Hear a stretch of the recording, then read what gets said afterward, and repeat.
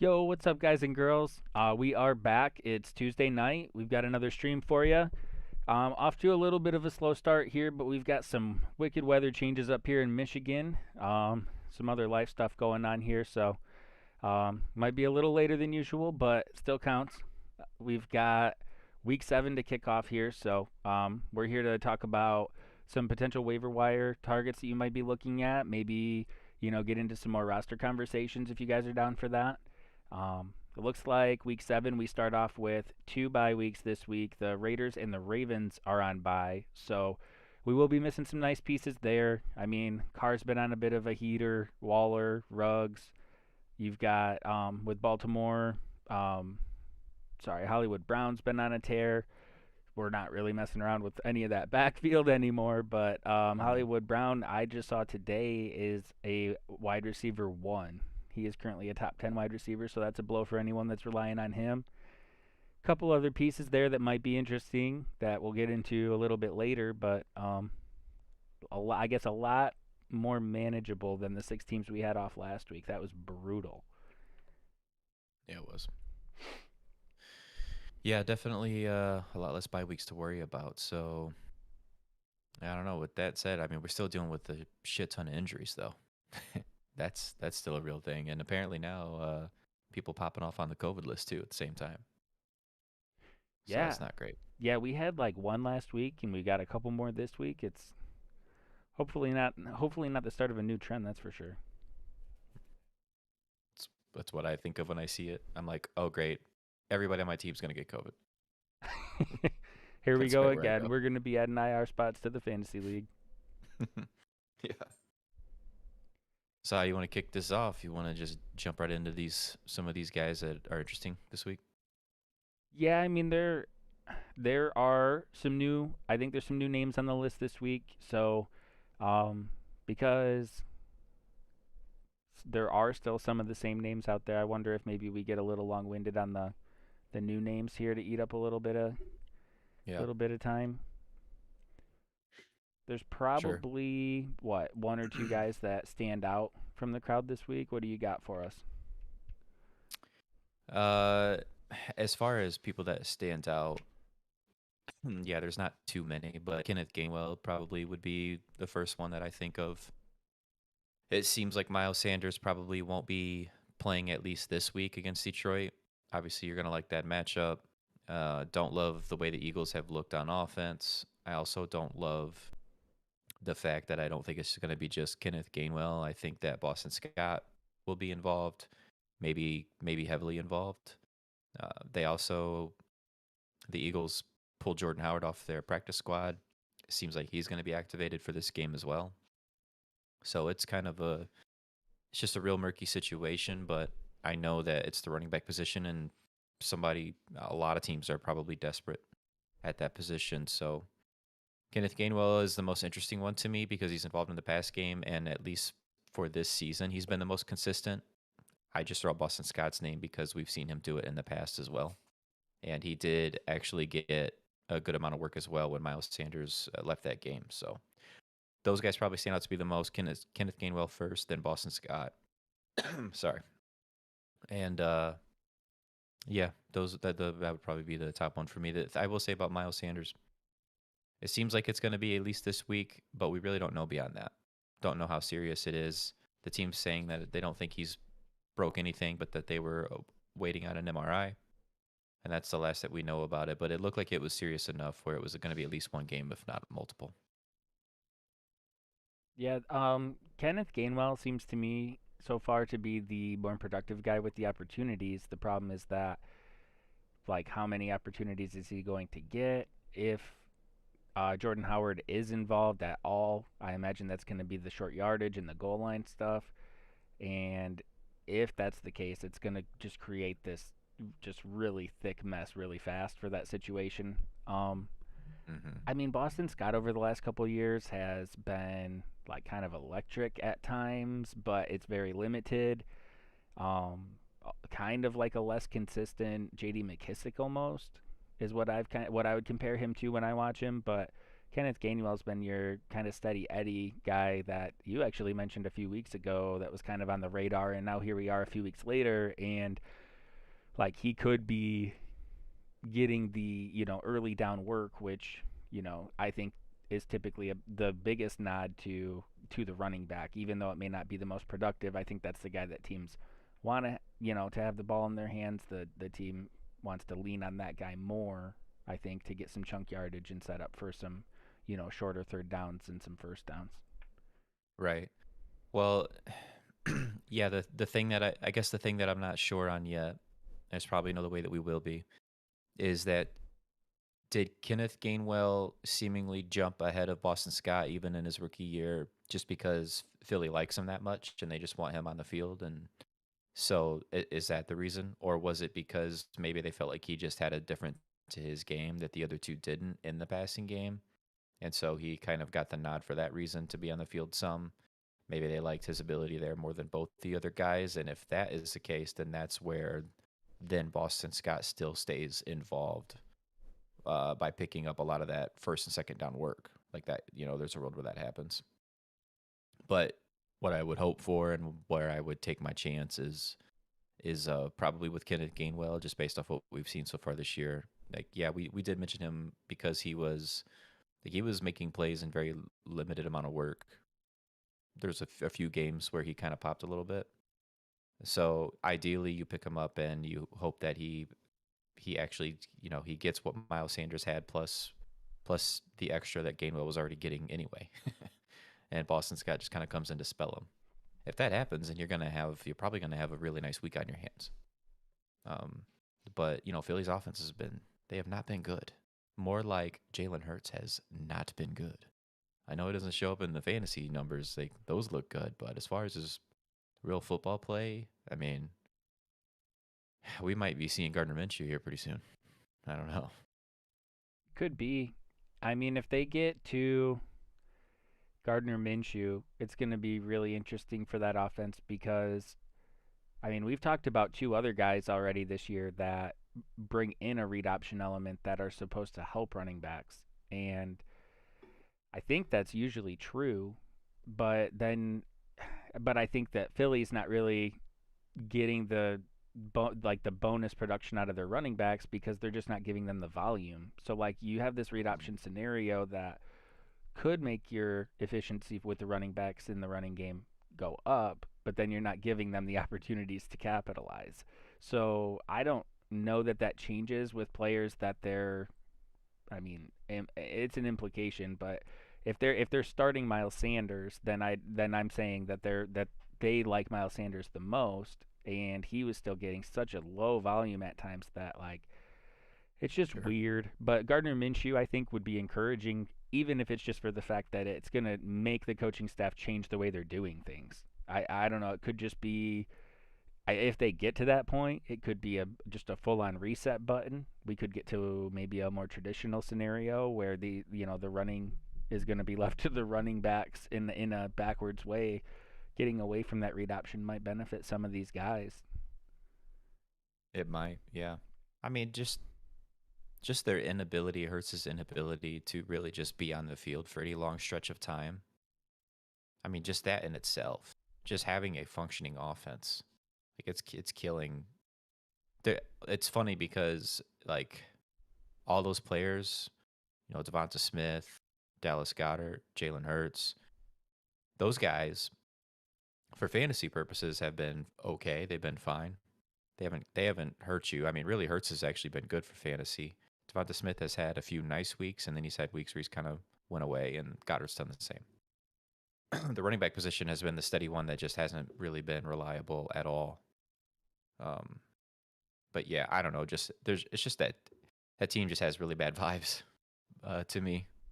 And then you look at this running back situation where you're probably more likely than not buying into what now will be some like even more murky split backfield situation because you have at least when Sanders was in, you kind of knew that he was going to start and Gainwell was going to come in every now and again. Now we have no idea. But man, it's you have a couple buys, get teams on bye. We're still dealing with a lot of injuries. It's running back position, so you take your shot and you hope. Oh yeah. Not the best week Well, and for waivers. I don't like excuse me. I don't like profiling players based on size alone too often, and it actually seems to be less relevant each of the last few years in the league where we're finding more production out of smaller players. I think the college game really is like translating, carrying over a lot more than it ever has. Yeah. But like Boston Scott's a small guy. And so even if they like what they're getting out of him, I think you would like to see him stay in his role and Kenneth Gainwell just kind of fill in for the Miles Sanders and maybe even a little more if Minshew ends up being at running back. I think Gainwell gets a little more Hmm. of that. Yeah. But like with Boston Scott seemingly being inconsistent already, with what little reps he has been getting and his size considered, I would assume, but it's not really based on too much. I would just assume that Boston Scott's going to stay in more of a complementary role, but that's like based on solely based on the fact that like what is he like a 5'7" running back just probably isn't going to handle a workload very well. Yeah, probably not. Probably not. But for a short stretch, they might not care so much. I still Yeah. just think like a big day for Boston Scott volume wise would still probably only be 12 carries, maybe something like that. But that's significant enough that that's going to really eat into Gainwell's work if it gets up to that. I don't know. Yeah. Another But yeah. interesting name since we're on the Eagles. It's not really on my radar to be honest. But sometimes moves when a team makes a move, there's a little more to it than that. And when the Eagles moved Zach Ertz wanted to stay in Philly. And Philly probably wanted to get what they could out of Ertz and free up some opportunity for Goddard, who's earned it. But like a little secondary element to it is that they have Tyree Jackson. And I haven't paid any attention to this before the Zach Ertz move, but there are some guys that make a living in the middle of the field that were former quarterbacks. Julian Edelman is one that kind of just know where to find open space. They kind of have that quarterback mentality where they're just trying to be a guy, that their quarterback can throw to if they're desperate or, whatever the case may be. And Tyree Jackson is a big athletic dude. He came into the league as a quarterback. He played for Buffalo, the college, and then he was on the roster. He was on the bench for the Buffalo Bills. Not a very good quarterback, but the guy's big and he's athletic. And there's just a little part of me that's like, if he ends up getting involved at any point, if they do stay with the two tight end thing, and maybe Philly just felt like they could get enough out of Tyree Jackson to, add a piece somewhere else or add some draft stock. Like, I don't know. I guess I'm just saying that sometimes when a team makes a move, it can mean that they feel good about somebody else that they have that's buried. And in this case, it would be Tyree Jackson. I've seen his name come up a couple times on articles. I think it's a non-factor right now, but he is somebody that like if you notice he catches a couple touchdowns in a 3 or 4 week stretch, like might be worth taking a chance on.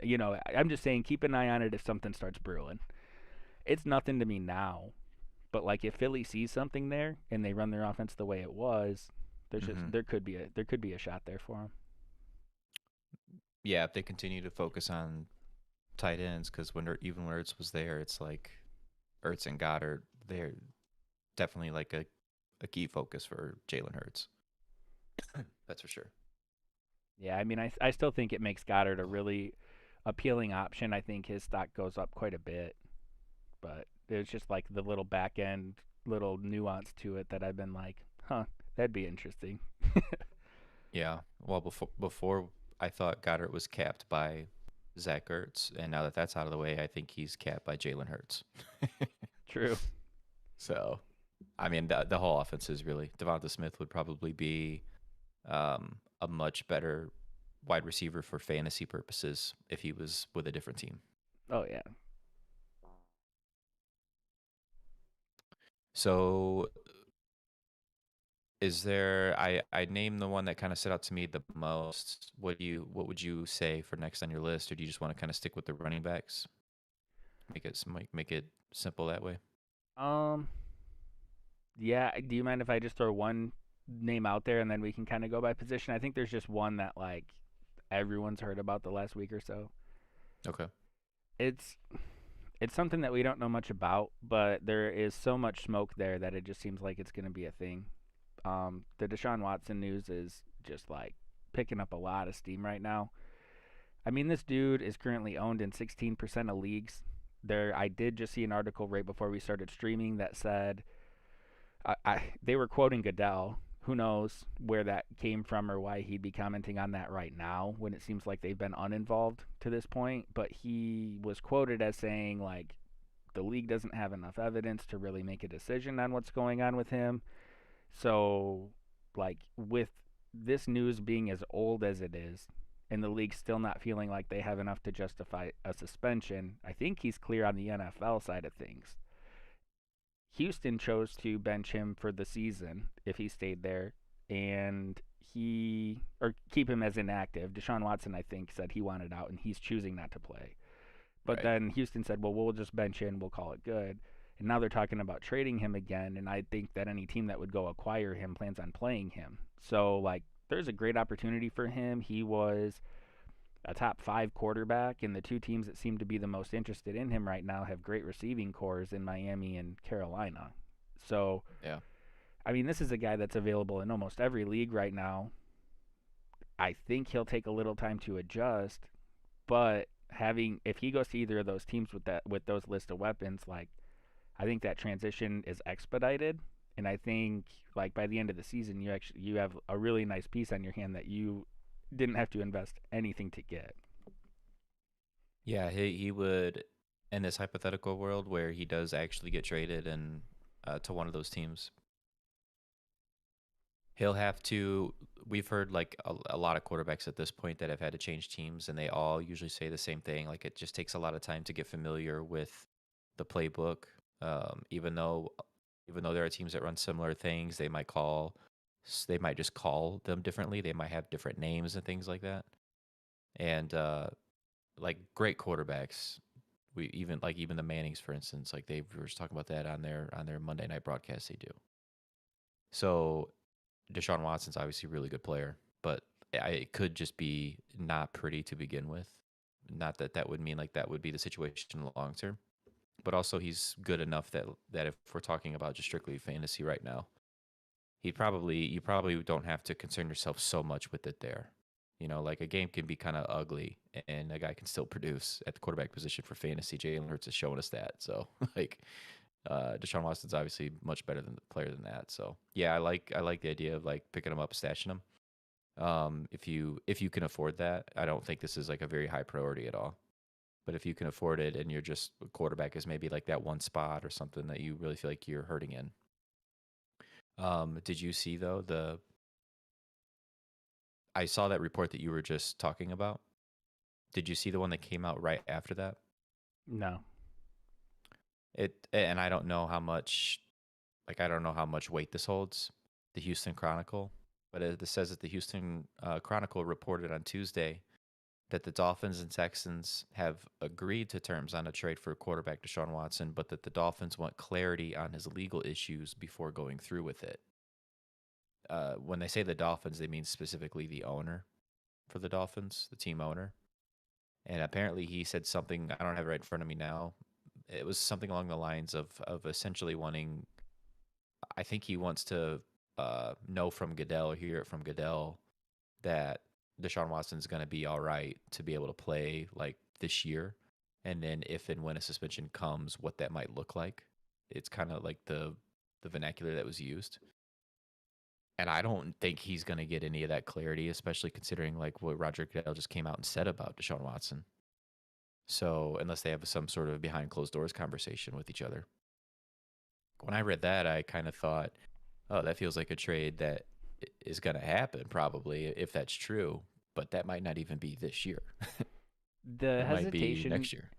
the hesitation makes sense for me with Miami because Miami's record isn't as good as I think most of us expected it to be right now. I think if Miami was if Miami was 4-2 or even 3-3 at this point, I think they'd go YOLO on it because like the precedents, it's a different situation, but the precedents that had kind of been set with Tom Brady when he went through like Deflategate and all that, and he had to eat his suspension. The precedence, I guess, is kind of what I'm referring to. Was like, okay, well, the league they do have some evidence against Tom Brady back then, if we remember, and Tom Brady was still playing, and the fans were like freaking out, like, why is this guy playing? Blah blah blah. We know he did it. Well, then the NFL conducted their entire investigation, and then it was afterwards where they stuck Tom Brady with the suspension, and then he appealed, and he drew that process out for the remainder of the regular season. It was so far into the season that they said, "Screw it, we'll just suspend you for starting next season. You'll be out, the whole year, or whatever, whatever it was." I think that happens with Deshaun Watson because this news is so old that like I think it's not likely that anything new surfaces, and if they don't have enough now, I don't see that changing. However, if they do get to a point where they're going to suspend him and they feel good about that, like he could appeal too. We're about to start week 7. We're, a third of the way through the season at this point. They still would have to conduct and complete their investigation, which they don't seem to have, really any bearing on where they're at with that. And then on top of that, he can appeal it afterwards. So I think the key factor there is Miami's record, honestly, because it's like, well, maybe Miami's more concerned about next year if they get Deshaun Watson, where if their record was looking a little better, they might be in a little more win now and say like, hey, we want to capitalize on this year's window, and then we'll kind of just take the cards as they fall later. That could be true if they feel good about the team they have, and there are other reasons why they think it's going sideways for them, because they're going to give up draft picks. Oh yeah. I don't know how many, but that report said that there was going to be 3 firsts. Like I said, I don't know. I'm taking this report with a grain of salt. I don't know how reliable wherever the source came from, but it was posted on the Houston Chronicle. So I guess it's at least worth mentioning. Yeah. But like they're going to have to give up multiple draft picks. So, to like try to plan for the future, but then trade away that much draft capital. It is worth it. I get it for one of the best quarterbacks in the league, but it's it's a double-edged sword. You're trading one, you're not giving away nothing. You're giving up quite a bit. But if the Dolphins like where they are as a team as far as their roster goes, which they should. I mean, they had a lot of this roster last year. That defense was so much better last year than they are this year. Yeah. So it seems like there's more going on than that. Well, Houston was originally asking for 3 firsts and 2 seconds. And what I thought was really weird is in a trade, like Carolina's less interesting because I think like everyone kind of has an opinion on Sam Darnold. But I thought that if Miami was involved, the clear option to send back would be Tua, right? Because he's not going to play for Miami. And that could cut down on some of that draft capital. But if they're still talking about 3 firsts, like Houston's kind of wild. Like you're going to get a young quarterback that's been looking good like this week and last week. Like he's looking good right now. I'm assuming that they would get him back, and then they're still asking for 3 firsts. Like that to me that would be too much. But like, yeah, I don't know. It's like it would be too much to me. But I don't know. Is that more that like these guys don't have a? Is this like it seems like it's being kept really close to the vest, right? And like we know what Houston was demanding earlier on, but it doesn't seem like Tua is being factored in, like to offset some of that demand. Maybe this says that even who would know Deshaun Watson's situation legally better than Houston? That the organization, they probably know everything there is to know, right? Maybe their unwillingness, it seems, to trade Watson for less than multiple high draft picks. Maybe they themselves feel like this is not something that Watson's going to get in trouble for. And I don't know if they're sharing that with, they talk with the Dolphins and they say that. I have no idea. I'm just throwing shit out there, but well, that is maybe not to Houston, but that's separate from why Deshaun Watson's not playing for the Texans. Well, he seems out on the ownership the same way that Hopkins was. Yeah. And this news, which I think has some validity because there's been the volume is absurd, and also the fact that they've tried to settle some of it outside of court. Like, I think there's some responsibility being taken from Deshaun Watson for whatever these accusations are specifically. We know what the general title is, but um, what it was interesting to me that it came out shortly after he said he was done playing for Houston. And now, regardless of where all this came from or how it came about or who made it public or whatever, like, it almost seems convenient for Houston that this guy gets smeared right after he decides he doesn't want to play for this organization that's just held a fire sale over the last two and a half seasons. And so it's like, it might have just been there, and that might have just been something that was going to happen regardless, but it seems like the team's leveraging it to try to make him feel vulnerable or make him feel more comfortable staying. I don't know, but it seems like it's a really weird, like, leverage situation that the team is taking advantage of. Like, we think we can keep you here and that you'll play for us, and we're going to put an absurd value out there for you so that you are stuck and you have to play for us at some point. It's really weird. Yeah, it is. It's hard to know what all those extra motives are. What seems obvious is that the Dolphins are definitely interested in Deshaun Watson. Yes. And so interested that they are willing to make a trade happen. Some of that draft capital wouldn't be the end of the world if they do have longer term plans. I mean, I think like next year is important to them if they think he's going to miss a bunch of time and they give all that up, because you'd be giving up next year essentially and losing a lot of future stock. But I think if Deshaun Watson's playing in Miami, some of the mindset's going to be that, like, they're going to become much more appealing to free agency. They already have quite a bit of talent on the roster that they, did pretty well with last year. And so I think some of it for them too is kind of like Tampa. Tampa added Tom Brady, and now all of a sudden Leonard Fournette wants to go there, Antonio Brown wants to go there, LaShawn McCoy wanted to go there, Giovanni Bernard. Like, every free agent that comes up wants to go to Tampa as soon as Tom Brady ends up there. And so, like, you have to pay for that. There's a salary hit that comes with that too. But, like, I don't think that it's a lot of draft picks, but I don't think trading a decent amount of draft picks would hurt them as much if, like, they became a destination too. No, it wouldn't. I mean, it's worth trading. The Tua is the wrench in that trade that makes you question whether that's giving up too much. But if we're just focusing on the draft picks for a minute, like the 3 first rounders, that wouldn't give me hesitation.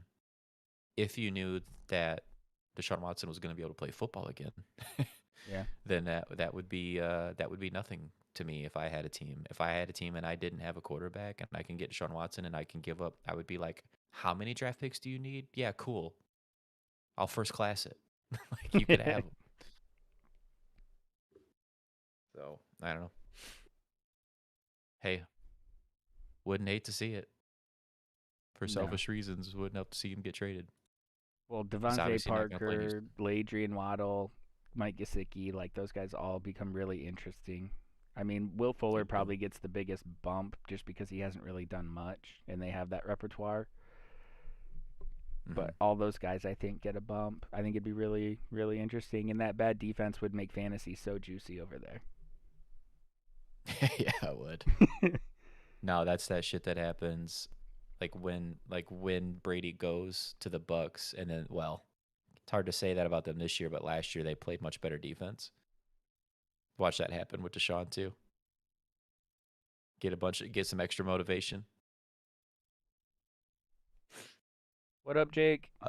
Jake says, "Do you guys think people in fantasy tend to outsmart themselves with frequent roster moves?" I've seen it both ways.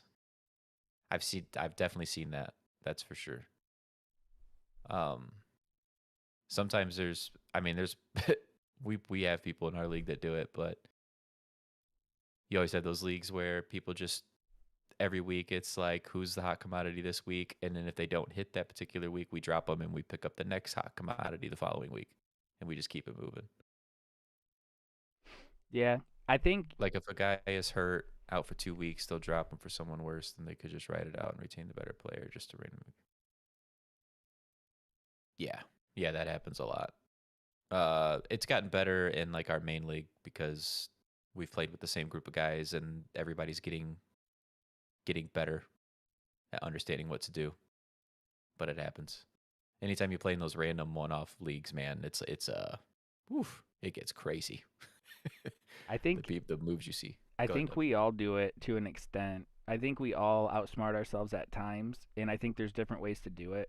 Like sometimes you can talk yourself into a situation like that where maybe you're taking a guy and he has some upside, but 2 weeks later you end up realizing like, oh man, that dude that I cut probably he was the guy that I should have kept in that situation. I think when I do it, I'm usually most often when I do it to myself, it's when I am too early on a guy and I could have waited another week and I'm Yeah. like eating a roster spot for no reason that I could have used for, fill-ins.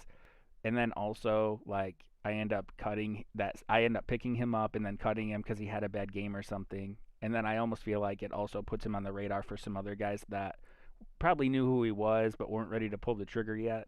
And then it's like, oh man, like now we know he's on the radar. And then I just feel like when I outsmart myself, it's like I usually talk myself into taking the guy before I should. That happens to me a lot. It mostly has to do with patience. Yeah. Like if you pick that guy up too early that you feel strong about, like you said, like you've put him on the radar, you've made other people aware of that player if they weren't already. You definitely have made them aware that you are aware. Yeah. And so if they like that player at all, then you cut them. Like you always have that in your mind. But that's where the patience comes in. um, I don't. I mean, I kind of do that too. If it's a waiver wire guy to begin with, like if it's a waiver guy I picked up, like I give him a couple weeks depending on what happens with the situation, and then that'll be it for me. But usually, if it's people I drafted, I tend to have, with most of them, I tend to have a lot more patience with. I mean, I'm still sitting on Trey freaking Sermon. Yeah. Give me a break. It happens, man. It does. Man, I'm just looking at these names, bro. These waiver names. Yeah. I don't want them. There was another running back. It sounded like you wanted to go by running backs next. Yeah, but I don't really got one. I mean, you got Salvin Ahmed, I was gonna call him the third string running back, but I don't even know if that's true. Maybe he was the second stringer. Maybe he was the 1A for all I know with whatever Miami's doing. But Malcolm Brown is on IR, so he's out at least 3 weeks. And that means that it's going to be Gaskin and Ahmed.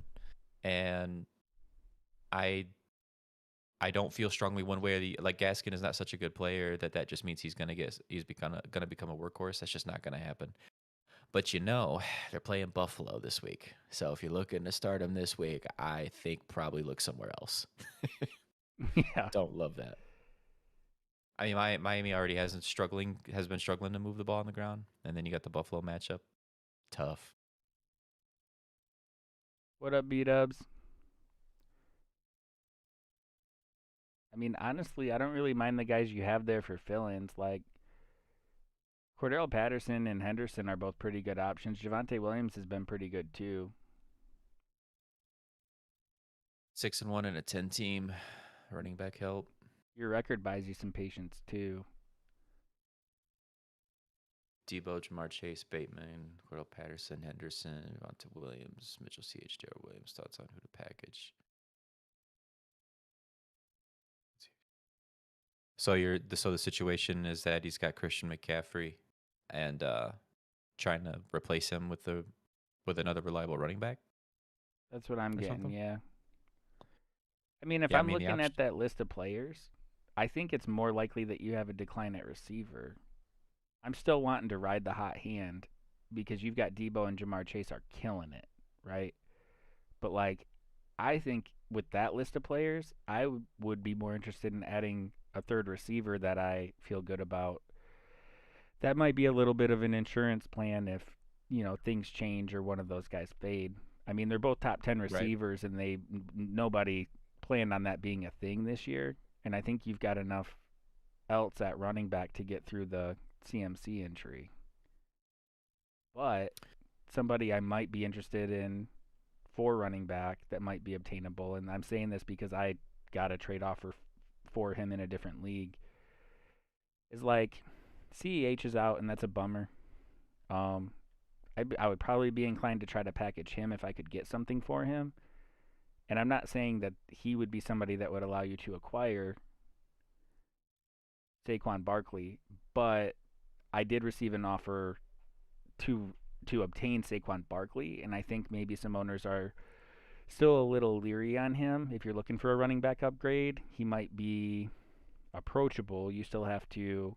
I mean, he might play this week, but if not, he's close, and it's still risky, right? Like, I'm not saying he's a foolproof solution, but Yeah. I think he's somebody that owners might be a little down on right now. That might, a package deal might work to get someone like that.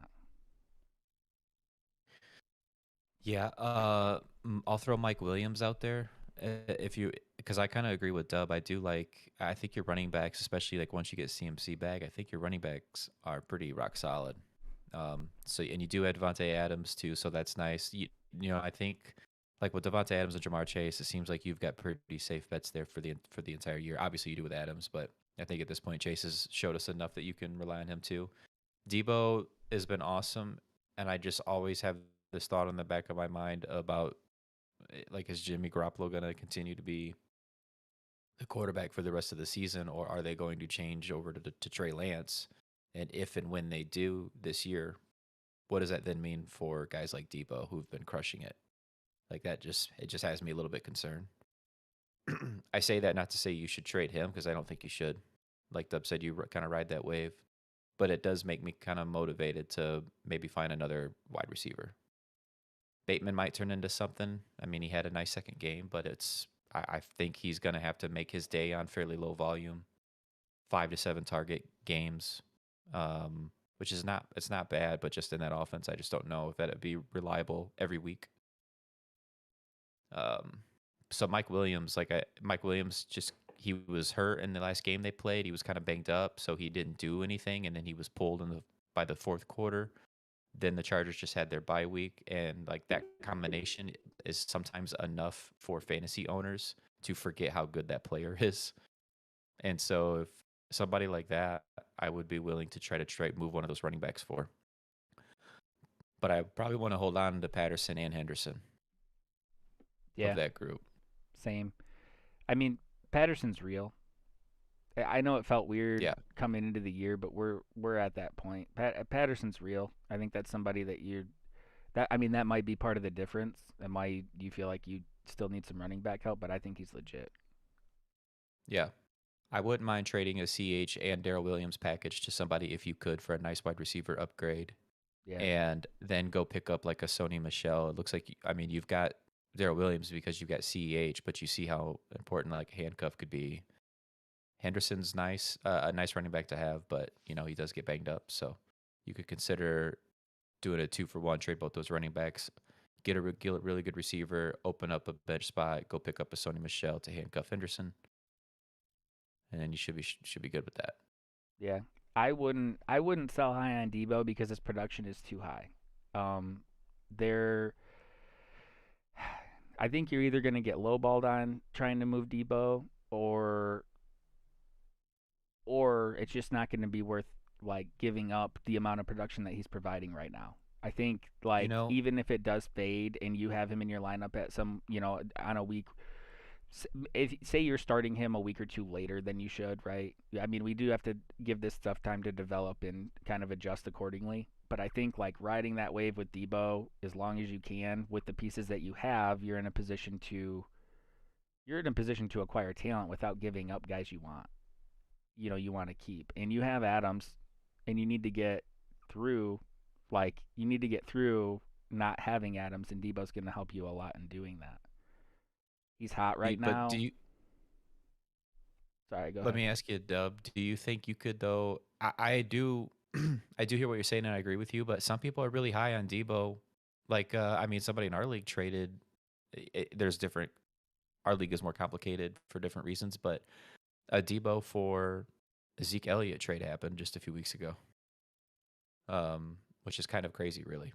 There What I was was the gonna Zach say Moss though, kicker too. It was, yeah. I mean, yeah. those were the main pieces. Zach Moss, I think, could have some debatable intrigue there. What's up, Justin? Get to your question here in just a sec, man. Um, what I was gonna ask you, Dub, was what if you did like a Debo and a CEH, and you went to the guy that has Justin Jefferson?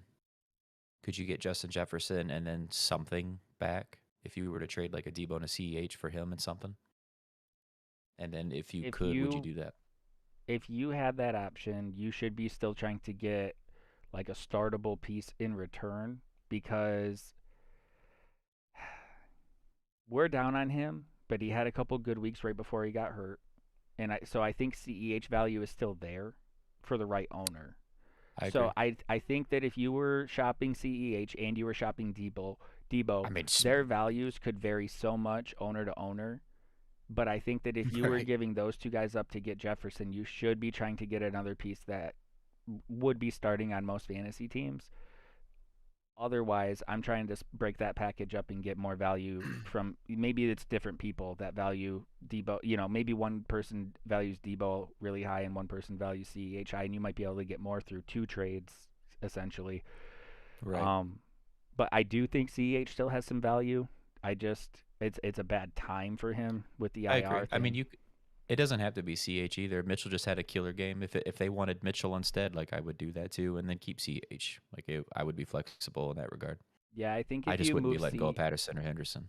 Same. The trouble with moving CEH right now, which it seems like that's what you'd want to do, and I understand why, is that you would probably have to take a slight discount on CEH, and that would just be my concern. But I mean, if you understand and accept that, I mean, you have guys that you're probably wanting to start over him right now anyway. Like, I get it. And if you can Right. consolidate some of your lineup and put an extra stud in there, I'm down for that. And I do really like Justin Jefferson. Yeah, same. What can I get if I get rid of Schultz and A Rob? I got Pitts as my tight end one. Um, so it's gonna require a team that's hurting at tight end, so that I can't. We would have to know how many of those teams you have in your league, and what those rosters kind of look like, and then what position are you the most thin at. Um, I do think that Schultz has some trade appeal for a team that needs a tight end.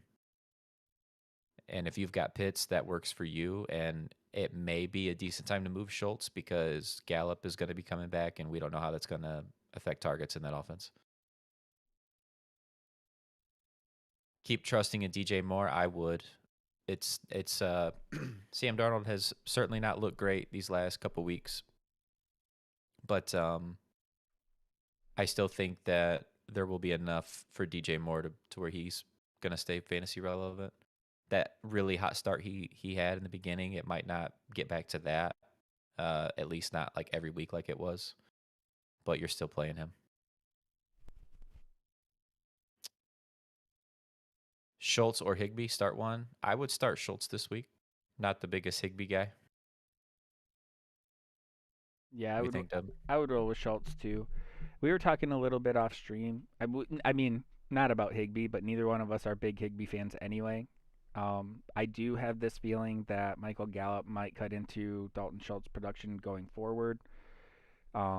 We don't know if that's going to happen because it's either it's hard to determine, I guess, because like Dak and Gallup have had a thing for a while, but we're mid-season now. This offense has some tendencies. Like obviously Dak's been trusting Schultz this year. It could very well stay that way. Um, but if Dak and Gallup still have a thing, then I think Schultz suffers for that. So I think if you are looking to move Schultz, you'd want to try to do it before Gallup gets involved, just in case. Like this might be his peak value if you're already planning on moving him. There's a chance it doesn't change, but if you are already planning on moving him, I would try to get that done before Gallup gets involved, just in case. Um, I don't Yeah. know where your value would be. Like Josh said, you would need to find a team that needs needs a tight end. I was kind of looking at some like receiver options that I think are legit that maybe some owners aren't completely sold on. And there were a couple that were in like the higher wide receiver 2 tier right now, or mid wide receiver 2 tier, that have been inconsistent. But there's a little group here. Coincidentally, they're right next to each other in total points right now. Cortland Sutton, Robert Woods, and Michael Pittman. I think those are all players that their owners might be a little uneasy with right now, that should offer some value going forward. And I think that might be a good spot to start if you were packaging those guys. But I'm also bigger on all three of those guys than probably a lot of people. I think those are going to be good pieces if you need a receiver. I don't know what you need, but like that's kind of the range I'd be looking at, I guess. Yeah, the problem with it is Allen Robinson just has no trade value. Yeah. Right. So it's mostly just going to be a Schultz trade. It's true. To get one of those guys, you would have to get lucky and have somebody that also thinks A-Rob, I think, gets going at some come point. back or something. Yeah. Right. Those aren't bad names to throw out, though, because those names are not, like, those are obtainable names. And depending on what the team situation is that has one of those guys, you could probably work something out like that. Might end up having to add a piece or two on both sides, but that could work. Even a little bit later too. Like, you're gonna have to eat a couple more weeks without Russell Wilson, but like Tyler Lockett has had a couple bad games, and I think he's really nice with Russ, and he's really not nice without Russ. And don't forget, he had that hip thing too. It didn't look like it was affecting him on the field this week. I think it was more the quarterback play, but like Tyler Lockett is going to be a really nice piece when Russ comes back, and I think that's a nice buy low right now. Yep. You'd have to not be in win now mode to do that, but I do agree. DJ Moore's been good. DJ Moore's been really good. I drafted him last year hoping he was going to be like high wide receiver 2. He ended up turning it on late in the year after I had already traded him, but he's very good. Yeah, I mean, he's had 3 games in a row that have not been anything like what he started off as, but he started off pretty ridiculous. I mean, it was an unsustainable pace in the first place. He was just getting extremely targeted, and CMC was still healthy at the time. Defenses have put a lot more attention on DJ Moore since CMC's out, and everybody knows that that's Sam Darnold's favorite target by far. Defenses have accounted for it, and it's slowed down the production. It does happen. That's kind of the same song we've been singing for TJ Hawkinson this year. It's like, get a little more attention, and it's a hard thing to deal with. You almost need to have someone else breaking out to, bust you loose a little bit. You do. And the weird thing about that is you have Robbie Anderson over there, who apparently it's just not going to happen for at all. I think that team, and even Sam Darnold himself, needs Christian McCaffrey in order to function the way it can. So even though he soaks up a lot of targets and is heavily involved and gets touchdowns, I think he's actually better for everyone on that offense. I just had a notification pop up here. Looks like we just got a sub from B-Dubs. Thanks, B-Dubs. We appreciate that. Nice. Appreciate it, man. Trade talk is so much more fun than waiver wire talk when you have nobody good to pick up this week. It really is. Well, we were talking about running backs a little bit, and this guy didn't show much, but it was his first game back in a long time. I still think there's some upside there with Rashaad Penny. Doesn't seem like Chris Carson's news has gotten any better. And Alex Collins was still okay. But I'm staying steady with where I was with Rashaad Penny, which is it's a very high upside but very low floor situation. More so the fact that you were able to probably get him for nothing. He's still only owned in 10% of leagues. A guy that misses that much time, regardless of where you're at with him, I think it's fair to understand that he might just need a little bit of time to shake some rust off and get going. So I don't think this week was an indicator of where he could be. I just think it's more like, hey, This guy finally got out on a football field and he got you 4 carries for 4 yards, I think it was, and that's what you get. Um, but he got out on the field. I think they pushed the issue, so I don't really know. There's a little bit of that still doesn't make a lot of sense to me as far as how he kind of got rushed in, but he's okay. I still think it might be a little more mental. Some guys just don't like playing when they don't feel 100%, but I'm still interested in him, especially with that low of an own rate that like he could still provide you, those home run plays from time to time that would make him a nice addition, but we haven't seen it yet. So that's just based on what he'd done in the past, and that was quite a while ago. Yeah. Another running back I'll throw out there this is just because we were talking about trades and it's kind of fun. Marlon Mack is likely available in your league because he's available everywhere, 94% of leagues. And we have the trade deadline coming up on the 2nd, November 2nd. And he might get traded. He might go somewhere. And depending on where he goes, he would become immediately fantasy relevant or irrelevant. Just it's a roll of the dice, but if you're not in love with any of the names that are available this week, or you're pretty deep and you're set, throw someone like Marlon Mack on the end of your bench and just see what happens. You can drop him in a week if he doesn't get traded. That's the real beauty in it, is that this isn't a long-term stash, because if he doesn't move after the deadline, you're done. Right. Exactly. I think that was pretty much all the running backs. Not a great list, but what can you do? No, that's it. Some of these wide receivers are interesting.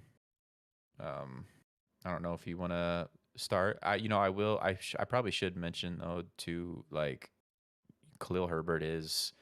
I think everybody's aware of him at this point, but he was only 60% on going into last week. So, if he happened to be available in somebody's league, that should be far and away the number one priority. It's going to get murky when Montgomery comes back, because he's not going to give up he's not going to now ride the pine. That's not going to happen. And the unfortunate thing is Khalil Herbert's looked so good and produced to the point where he might warrant playing. And in a few weeks, those guys might just end up both being a bit irrelevant for fantasy, good for football, but bad for fantasy. That could happen. Khalil Herbert, I'm glad you brought that up, because I did want to touch on that a little bit. He's played really well, and let's not underestimate the fact that, or undervalue the fact that he had a really nice game against Tampa. And the thing is we haven't even really seen teams try to run the ball against Tampa too much this year, so there's a little bit of unknown there, which is weird this far into the season. But Chicago said this is what we want to do, and Khalil Herbert was very productive against what we have been assuming so far, or up until that point had been a very good run defense. So I do think Herbert's done enough that he's not going to disappear. I do agree Montgomery, he's going to be involved when he comes back, and it could be a bad thing it could sap both of their value. But for Khalil Herbert specifically, I think he's really entrenched himself in some role with that offense. He's looked really good. I think so too. I think Montgomery come back and it'll be his job again, and Herbert will play more than a second running back was before, but just not enough. It's going to be one of those where he's going to have to get in the end zone in order to make your fantasy day. This is just all assumptions, but that's how I see it probably going, because both guys are good. Montgomery's not a slouch. He's not a great player, but he's no slouch. And he finished the year last year really strong, and he seems like he's carried that over into this year too, because he kind of looked like that same guy again this year. What's most interesting to me about that, with them potentially splitting time, which I think seems like a foregone conclusion at this point, is that I haven't seen a team in the league this year run the ball as many times as they did when they had Williams and Herbert out there without Montgomery. I don't know that a team's run the ball that many. It was 30 carries that they had on offense, and I think that bodes well for a timeshare with two guys, especially two guys that fit this mold that aren't really expected to be big receivers. Khalil Herbert did get more involved in the receiving game this week, which is encouraging, especially when Montgomery comes back. But if this is a team that is okay running the ball 30 times, and it's not going to be every week, but that's a lot of volume in a timeshare with two guys that you don't necessarily expect to be receiving too much either. So I'm Right. still feeling pretty good about Herbert when Montgomery comes back until I see otherwise, just because like they could be trying to just pound the ball. I think they kind of have to.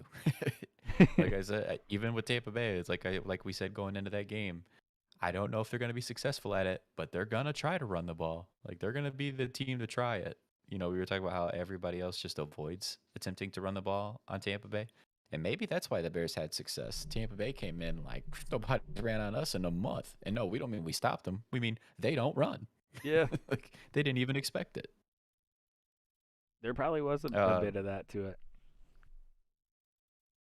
so these some of these wide receivers are more interesting, I think, than most of these running backs. I mean, yeah, if Herbert's available, but he's probably not in most competitive leagues. Some guys I can just like mention quickly. T.Y. Hilton is 30% owned, and I don't think we know yet if he's coming back this week. But and I to be honest, we got a small sample size with him. We got that one game. Looked good in that one game, and Carson Wentz has been playing a lot better. Carson Wentz is healthy now. It feels like the Colts have a little bit of momentum going, and so T.Y. Hilton, I think he'd be worth picking up. AJ Green, 38% owned. Like, still nobody wants him, and I totally get it.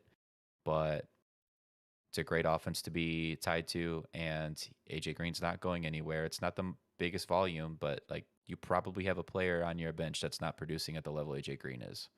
And I think he is the least affected target in that offense with the Zach Ertz acquisition. Aside from like Oh, we're excluding DeAndre Hopkins because he's just locked in. But like when we're talking about like Green, Kirk, Moore, right, and right, right. Ertz now, like I think Green stays most Yeah. consistent. I think of that trio of wide receivers that we like have continued to try to figure out. I think at this point, yeah, AJ Green feels like the safest one, which is nuts, absolutely nuts. But that is a reality. Rashod Bateman, 18% owned. I know you mentioned him, Dub, before we started the stream. We were talking about him a little bit, but played a couple games now, and he was 3 for 80, had 6 targets in this past game. Looks good. It's Baltimore's passing offense. It's that's probably going to have swings, but a rookie that's already producing. He was hurt. Back into that lineup now, and we don't think a whole lot of Sammy Watkins. We understand he's good for real football, but his production is usually not there. Somebody else has to catch passes for them outside of Hollywood Brown and Mark Andrews. We have a question here. What about starting Jeff Wilson? Um, he's not back in yet, right? I Stashing. think he still has. What's that? He said stashing. Oh, stashing. Jesus, I don't know what I was doing there. Uh, concussions, a lot of them. What about stashing Jeff Wilson? Uh, I would say that if you are that deep and you're doing that well, that you can. Like, it's not going to hurt you. We were just talking about picking players up and not having the ability to hold them for more than a week or two, and you end up cutting them. Because I don't know that Jeff Wilson's going to be activated even in the next couple weeks. But yeah, if you have the ability and you want to, that's fine. It's just that 49ers backfield feels so gross with Mitchell now involved and Hasty still plays. When Jeff Wilson comes in, I imagine Jeff Wilson will get some snaps, but how many and what will those snaps be? Like, are they going to be goal line carries? What's he going to get? Just a lot of ifs to hold on to somebody like that for that long. But the answer is yes, you can. It's really all I have.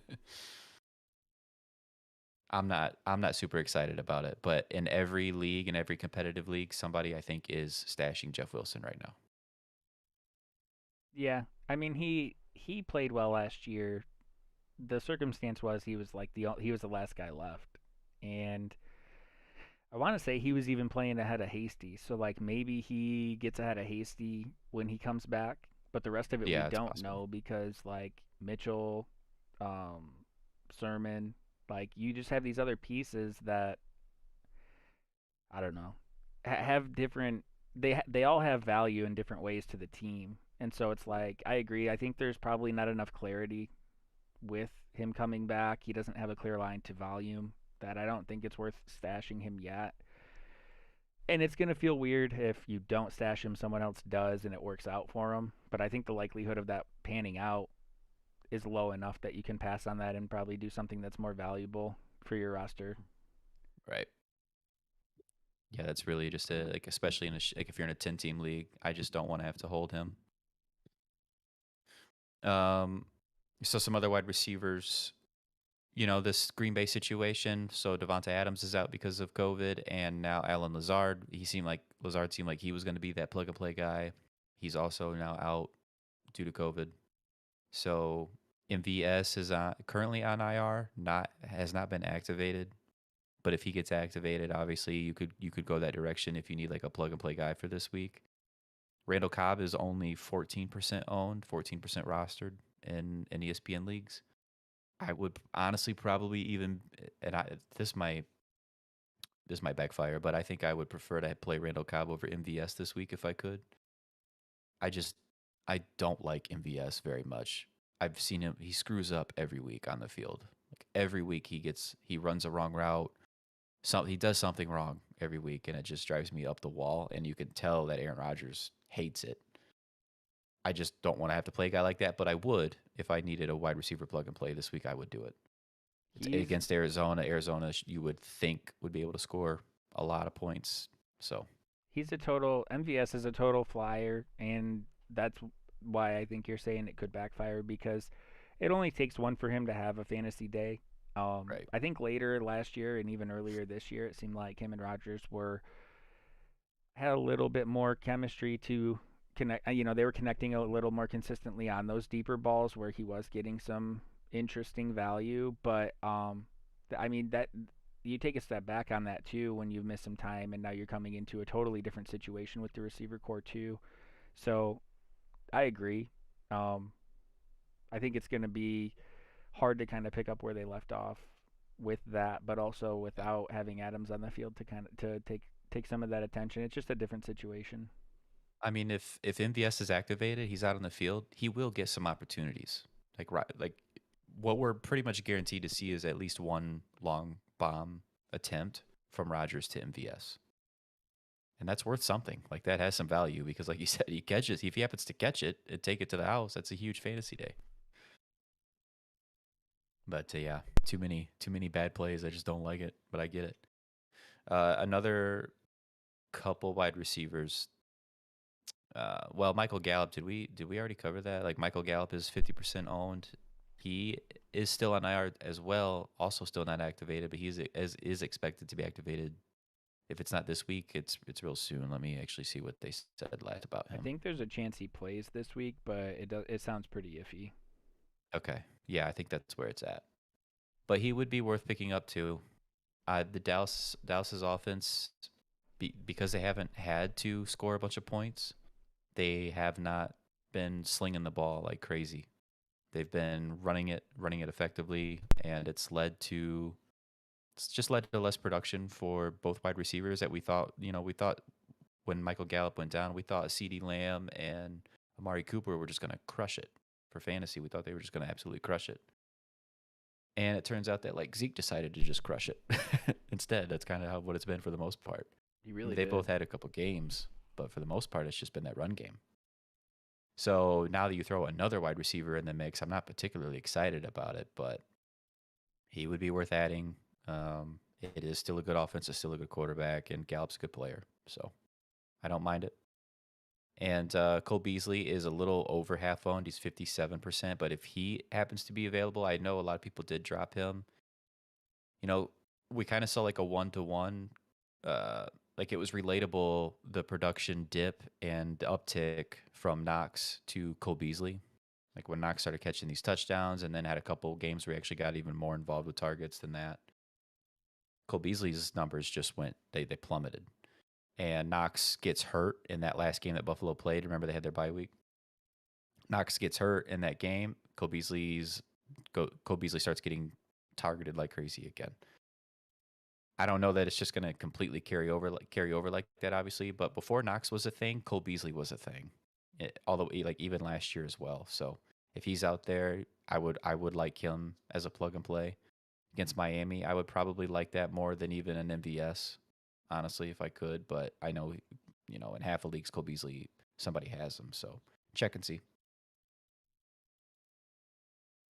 You got another wide receiver that you out there that you like? I think there's at least one. Yeah, there was one that caught some attention from me. It's gonna be. I mean, I don't know. There's a couple that I like that I think are worth mentioning. I don't know how productive it's gonna be, but I think it's worth rostering with the chance that it does work out. Um, one player that I saw that seemed to garner a lot of looks and a little bit of trust from the quarterback was Khalil Raymond. Khalil Raymond has a lot of speed. I think he was more of a special teams guy before he came to Detroit, and obviously they need help at receiver.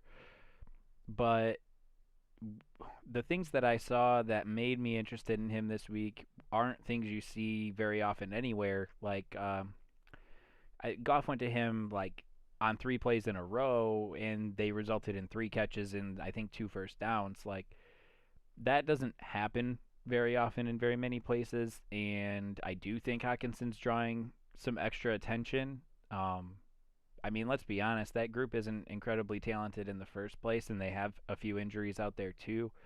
Um, Tyrell Williams and Quintez Cephas were the 2 guys that were supposed to be, the 2 starters there, and then I know Amon-Ra St. Brown got some love in training camp. I think he's more of the motivator and kind of the fiery hand fighter out there, but he ended up having a couple decent games too after a while. But Khalil Raymond is the one that just looked like Goff was aware of where he was most of this last game and went to him several times.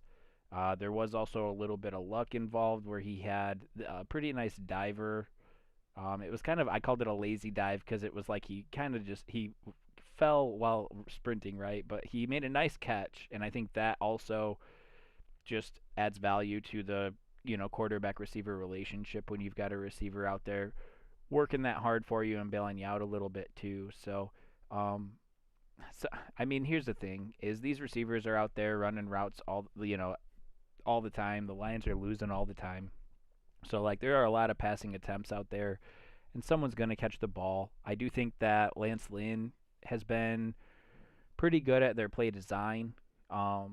They do create some space with some of the plays they run. They run a little bit of rub and screen stuff out there too. So Khalil Raymond is just on the radar right now. But I mean, if he has another good game, or you're seeing the game and you see that he's garnering a lot of attention from Goff, I think that merits some attention. They've been rumored to be on the market for a receiver too, but I don't think they're going to make any big moves. I think they're in full rebuild right now, and I don't see that happening. You talking about there were like trades? Yeah, they were rumored. The Lions were rumored to be interested in adding a receiver, but they've added a couple already this year, Yeah. and it's been like meh kind of moves. So I don't think that changes. I think the biggest threat to Khalil Raymond right now would be like Tyrell Williams and Cephas coming back. So I mean, it's worth monitoring, I think. And then another player that I personally really like, and I in a weird way think he benefits from the injury, is Jameson Crowder. So Zach Wilson's hurt. The Jets went and reacquired Joe Flacco, and Joe Flacco, the quarterback, isn't somebody that I'm incredibly interested in. But Jameson Crowder was a good fantasy piece to have while Joe Flacco was playing quarterback for the Jets last year. So there's a little bit of veteran nuance to it too, I think. But Jameson Crowder's a good player. He's been underrated in fantasy every year. I feel like he goes out there and produces.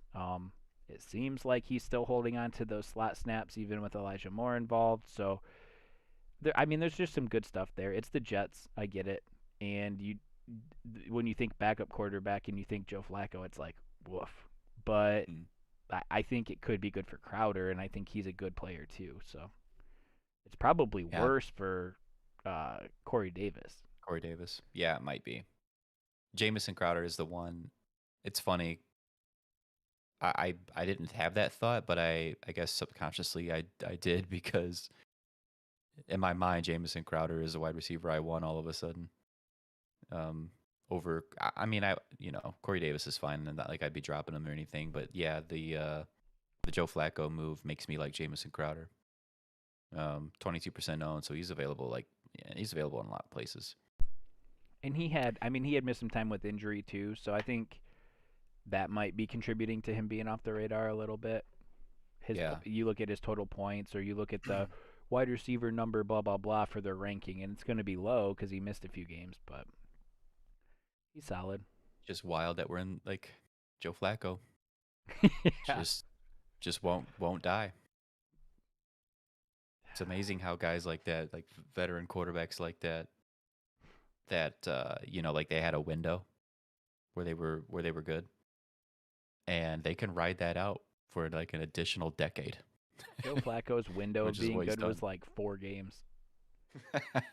He caught fire in the playoffs and got paid. That's how that works sometimes. Oh my goodness. He was on fire. They were showing his stats that off season, and it was pretty insane. But like, yeah, that might be one of the bigger flukes I've seen in the league ever.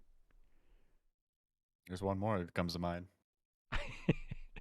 He's on the Bears right now, not even playing football hardly. Out there, quarterback. He says, I'm not practicing unless it's with the ones." Yeah. Okay, Nick. All right, Nicholas. Freaking bum. I will say, if Tyrell Williams comes back anytime soon, I'm more interested in him than like a Khalif Raymond, unless they're complementing each other. I think Tyrell Williams was on my sleeper list in the draft season, and I think he was underrated when they acquired him, but he missed a lot of time with the Raiders, and here he is on IR again. So that hurts. Yeah. If he's out there, I think he's a piece that I'd be interested in. I have been, but that hasn't happened. So rip to Tyrell Williams. Has anybody checked to see if he's alive? Do we know where he is? Does anybody care? I mean, honestly, no. We do have, one other thing that's, since I'm kind of in the like monitor portion of the program here, Josh Gordon's only owned in 10% of leagues, and so far it's meant nothing. That's his production justifies that right now, but his usage went up a little bit. He went from 8 snaps to 11 snaps. What's weird about that is that it's a very slight uptick in a game that they were behind a lot very early. So I think I don't think it's not. What do I want to say? It's not based on game flow. We know that. That was just proven without a doubt last week. So it's more maybe his level of preparedness. Maybe they want him to learn the playbook a little more. Maybe he really is just, what is it, a 32-year-old wide receiver out there that is still trying to get his feet under him. We don't know, but it's a big name and a big offense. So yeah, it's like who was it that went to Baltimore last year? Des Bryant. Towards the end of it was like it's like a Des Bryant situation. Like I don't actually know for sure. He just hasn't been out on the field enough to really get a gauge for how he looks. But almost feels like they need him as like a second tight end right now. Yeah. Yeah. Yeah, that Chiefs offense, man. I think that outside of Tyreek and Travis Kelce, they just all kind of suck for different reasons. But at the end of the day, the rest of them just aren't very good. Yeah. It's funny how, like Mecole Hardman, he's had multiple good weeks. And then in that game, like you said, with the game script, it was perfectly set up for, a catch up and a lot of garbage time type stuff. Nobody does anything. Even Mahomes, Mahomes was pressing so much and just makes terrible decisions. Oh, yeah. I don't get it. Like, you don't have to make a play on every play. We can let some go. Did you see his left-handed throwaway? Yeah, he's ridiculous, dude. I think the defender even looked back like, fuck did you just do? just watch, if you get to watch Chiefs games, watch how unwilling he is to take a sack. It's crazy. Like, he would rather throw a pick. It's crazy. Yeah. He's done it all year so far. Like, I mean, I think it is in part that, I mean, I think I said it to you a couple weeks ago. If I felt like you just watch them, you can tell it looks like they're pressing on offense. Like, it's like they feel like they have to make a 50-yard play happen on every play. They're just not content with chipping away or being down in a game. It's like they get real antsy or something. It's really weird. But that's exactly how they look when they play. And it hasn't led to better play. It's just led to worse. Much, like, a lot more turnovers, mistakes, not miscommunications on routes. Like, it's just been weird and bad, ugly. They need to get that shit figured out because that team looks like, it kind of look like a not such a good team right now. Yeah. Yeah, they're looking really bad. They're 3-4 right now, right? That's crazy, right? Yeah. Chiefs 3-4. We've got one other name that's probably this is actually might be a more intriguing option than the guys I've mentioned. I think this might be a little more than just a monitor thing. You were bigger on this guy in the offseason than me or Cam, I think. And he missed some time, so I get that he, fell off the radar some. But they had all their weapons out there this week, and he had a nice game, his first game back. Russell Gage. Oh, yeah. Well, the Matt Ryan looks better right now than he did to me in the beginning of the year. And I don't, who knows what, for whatever reason that may be, but the maybe it's Cordell Patterson. Like, maybe he's really added an element to that offense that's just allowed it to flow better than it was before. Little outlet or something. Yeah, just something that, but I mean, and just getting first downs. Like, it's just such a big thing to be able to get into a rhythm and be able to, like, move the chains. He's obviously provided that for him. So whatever the reason is, it's working to an extent. Like, Kyle Pitts just blew up and had a nice big game. So, like, maybe he's starting to really get his feet under him. We were kind of waiting for that to happen with the opportunities he was given and the type of routes they have him run. It just made sense that at some point he was going to be able to get going. And so maybe that time is now. And what's good for the offense as a whole, like, it's going to be good for guys like Russell Gage too. And yeah, he is interesting. It's not somebody either that I would feel super strong about wanting to start this particular week, but I don't mind picking him up and just kind of waiting because to see if there's any sort of consistency there. Because he has had stretches, runs like last year and maybe even the year before that when players would get hurt, like Julio would be out and he would get to step up, where he's been pretty productive for him. So I don't hate it at all. I think he, out of the guys that I threw out there, like probably as interesting to me as like a Jameson Crowder at this point. We've seen less of Russell Gage, and it's been kind of nice. The I put him Gage ahead of like the Khalif Raymond I was throwing out there and Josh Gordon, Sure. like just to kind of clarify that. I think there's some opportunity there, especially I like that you mentioned Pitts because if he becomes a consistent threat, like Gage could be running wild out there. He'd be the fourth option out there behind Patterson too. It'd be really nice. Right. It would be good for that offense as a whole, for sure. Yeah, I like him more than a few of these other guys that we mentioned too. That was all the wide receivers I had on my list. Yeah, I mean, I threw some scrubs out there. I mean, I declared that, that they were worth monitoring, but like that's how far Nope. into it we're going. Pick them up and play them, Yeah. all of them. Or start Josh Gordon this week. Glory play. This guy started Josh Gordon against me, dude. He had 2 touchdowns. Dude, it hasn't paid off for me in a while, but I still love starting a guy. If I'm playing somebody who cuts a guy the week that we're playing each other or the week before, and I have any desire to play him, I'm doing it. And I love doing it just for that, where it's like, man, I just cut that guy. He was a bum for 4 weeks. Goes out there against me. Yeah, scores 2 touchdowns. Like, it happens. Sometimes you got to leverage who am that. I playing this week? Am I playing Dub this week? I'm dropping Trey Sermon. Oh no.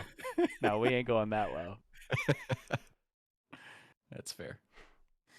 That is fair.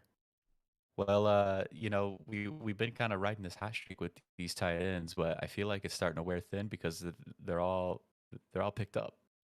They're all gone. They're all Uh, gone. there's a few, but they're way. It's like we thought risky before. Whew, talking about some riskier. I mean, if Travis Kelsey, yeah, if Travis Kelsey was available, I would recommend picking him up. Uh, or maybe not anymore. Maybe you'd rather have Zach Ertz. That's who I meant to say. 64% owned. We said before we were kind of surprised that his percentage didn't go up. I bet you after that highlight touchdown catch, bet you that shit goes up tomorrow. Oh yeah, 45-yarder, showed a little speed on the play. It was all over A Sports little bit of Center. speed, right? Yeah, I Yeah. was a little surprised. Like once he got up to speed, now it took him a minute. It was kind of like watching Derrick Henry What was get up to speed though, and it looks good. what was most interesting to me about that play is how decisive he was too. Like he caught the ball. It was good. It was a great throw. Like he was led appropriately, but then how quick he got his head around and like it just felt like he knew where the defense was like before he turned around. And then because he was Yeah, already kind of making his angle to the sideline. I mean, some of that's veteran stuff, but there was a comfort level there on a new team in week 1 that was I felt really it made me feel really good about it. I think they also had a miscommunication on a route between him and Kyler that would have led to another touchdown. Yep. I think it might have been. Yeah, okay. So, and that's going to happen when he just got there. So, Two yeah, touchdowns, arrow's could you pointing way imagine up. that? Right. So, I mean, with Max Williams, like he was, he wasn't getting a ton of volume, but it was just like incredibly efficient. That's kind of been the case for like every pass catcher on Arizona because they spread it so much. But he was so wide open, Williams was, before he got hurt on a lot of those plays that he made. And I assume it's because of the way that offense is set up and how much they spread the defense out. They'll go like 4 wide and have a tight end. And it just leads to wide open opportunities. Like when these guys are picking between D Hop and AJ Green or Christian Kirk out there, like they're putting some focus on somebody like that. And then the tight end position in this offense seems to kind of get to run free at times. And if that's Zach Ertz, like Zach Ertz is going to get to do a lot more of what we just saw.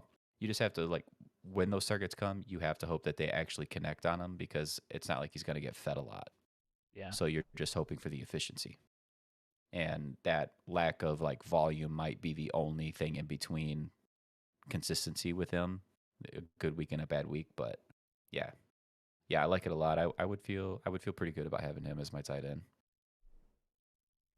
Yeah, it's a Um really nice pickup, and I mean he after that game is just outside of tight end 1 territory anyway. I think he had enough production before that that he jumped up a little bit there, and with a couple injuries ahead of him, and now being in a situation that feels pretty decent, like he's actually like pretty intriguing. I mean, I'm Pretty thinking like relevant again.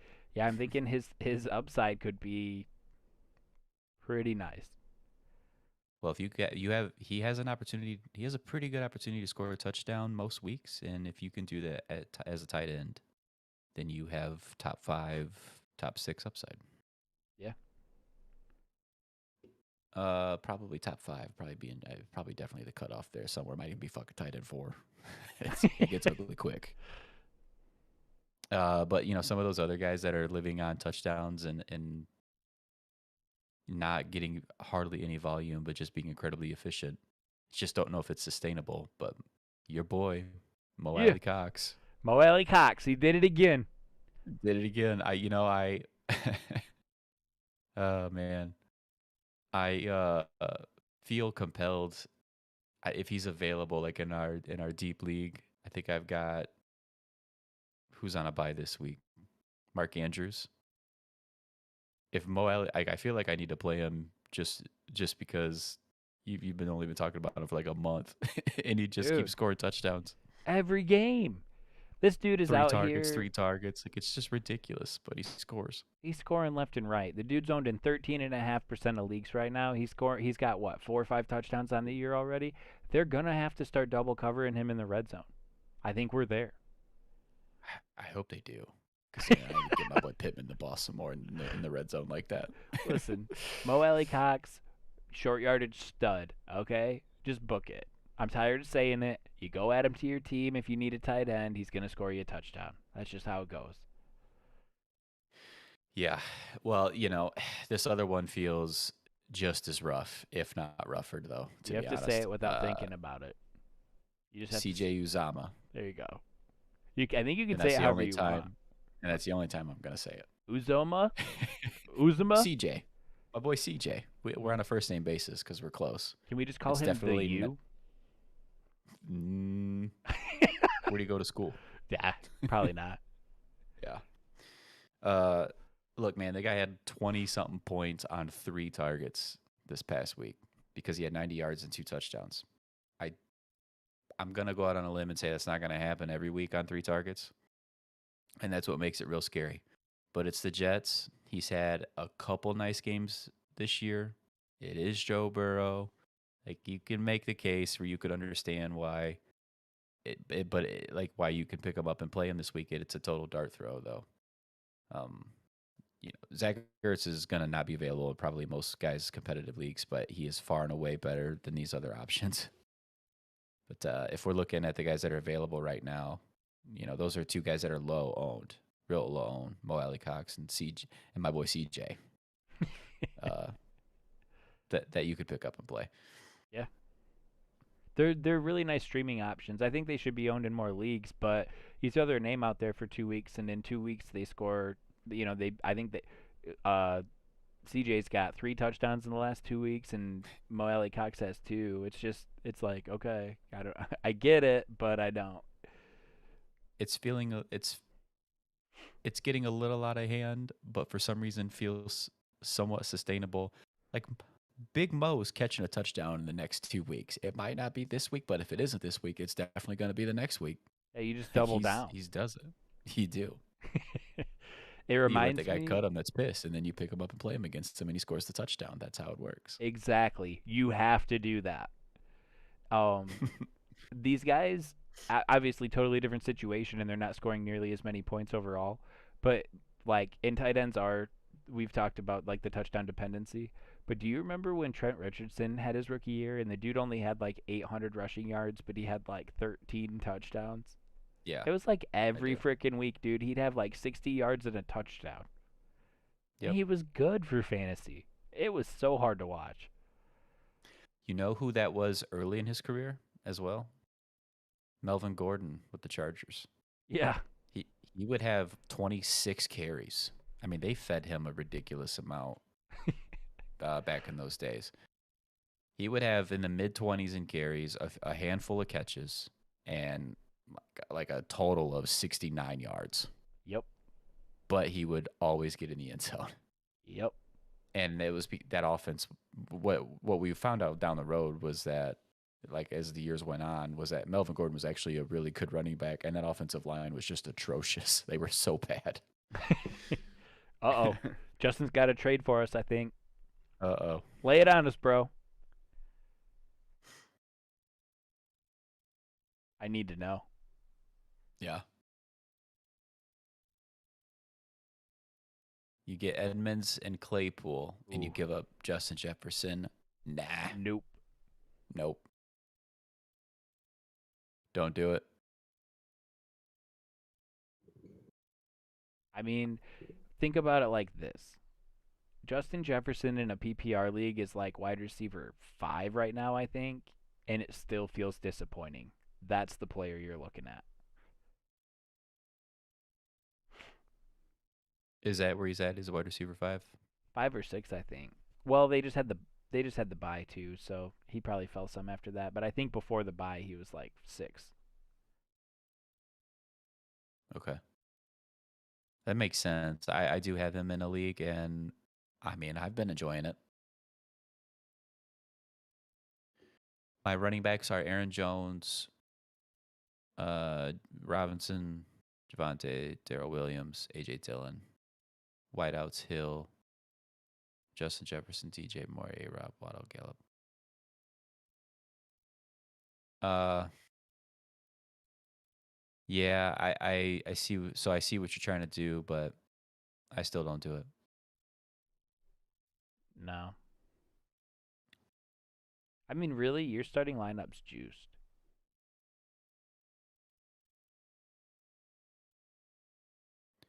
Try to get Najee or Barkley or Amari. If you're saying like give up Justin Jefferson and then exchange some of those guys, I mean, if you could, you're not going to be able to make that trade happen, I don't think. But if you could get Najee instead of Edmonds in that trade, then I would do that. Probably, I think I would. You got Aaron Jones, J. Rob. Yeah. I mean, the thing is, your wide receiver position, it's really nice to have like Hill and Justin Jefferson, DJ Moore, but it starts to get thin quick, because Allen Robinson's obviously had his struggles. We're waiting to see what Gallup's going to be, but I can't expect him to be consistent week in and week out with those other guys there. Waddle's been consistent and good, and as long as two is healthy, like Waddle's probably going to continue to get targeted, so it's not bad, but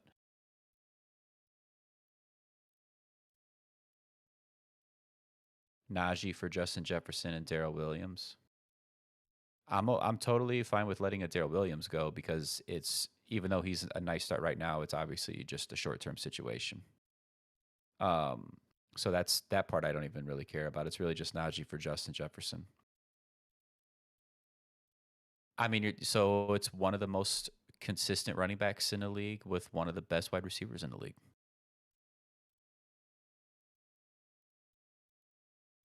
I would rather hold on to Javonte than Darrell Williams. Same. Just because we assume CH is going to be back soon, and he'll still have his role. I know that Javonte and Melvin Gordon are splitting as well, but the later we get into the season, like we're hoping if you have Williams on your team, you're kind of hoping that maybe he can be the one to take over a little bit more, and if he does, he's going to be pretty good. Which one do I think he would accept? I mean, I think Najee. I think if you want Najee and you want to give up Justin Jefferson, I don't think you really. I know you need to add something because it's the running back position that you're getting for a receiver, but it shouldn't be very much more. Like to me, Justin Jefferson, Darrell Williams, like I would start there, and I wouldn't really want to go much more. No, Justin Jefferson in a PPR league is a lot. Yeah. There's a lot of value there. There's a lot of people you're pay too much. You're getting good in return, so it's fine. But Yeah. I hear it. Yeah. Yeah, Najee's really good too. My concern is like Justin Jefferson just comes off a bye, and a lot of people pay a lot of attention to those rankings.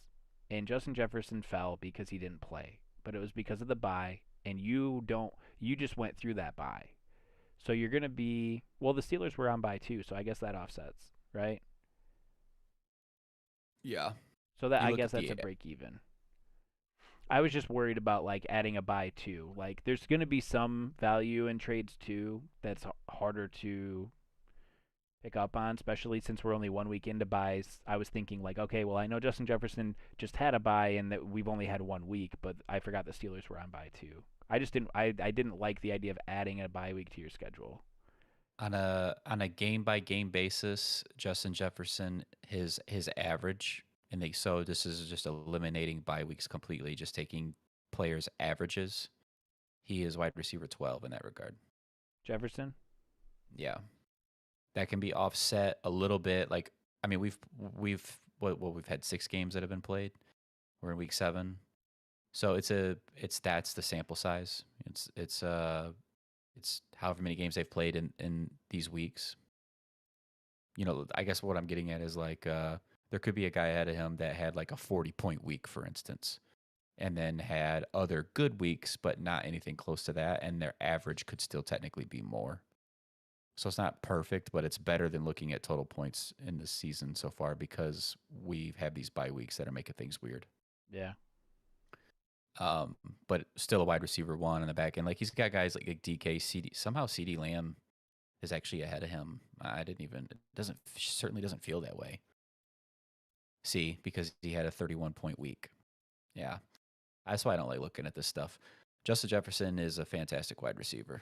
He said Um, no to JJ and Javante. Sounds like you might have to give up more than I'd be comfortable with to get him then. Because I wouldn't even really would have wanted to go that far. right, agreed. I mean, Javante's a RB2 right now. And Najee's been good. But the problem with that too is if you were to make that, even if you wanted to make that trade, like cool, you're upgrading Javante for Najee, but your receiver position ends up looking a little thin because you'd be leaning on Hill and Moore a lot. And I think Waddle and Gallup can offer a little bit of insurance or depth there, but like Right. you currently have Justin Jefferson, so I wouldn't give up more than that. If they're saying no, I think that might just be tough. I wouldn't give up more than that either.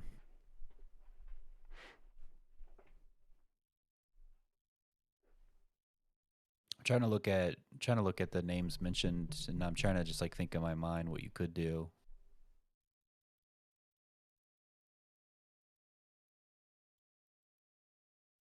But I don't know. Giving up one of my very top players, usually not something I'm ever looking to do unless unless you get another one back in return, obviously, and that's why I was fine with it with Jefferson for Najee. But if that guy's wanting something like a Robinson and Justin Jefferson or something along those lines for Najee, it's way too much. Agreed.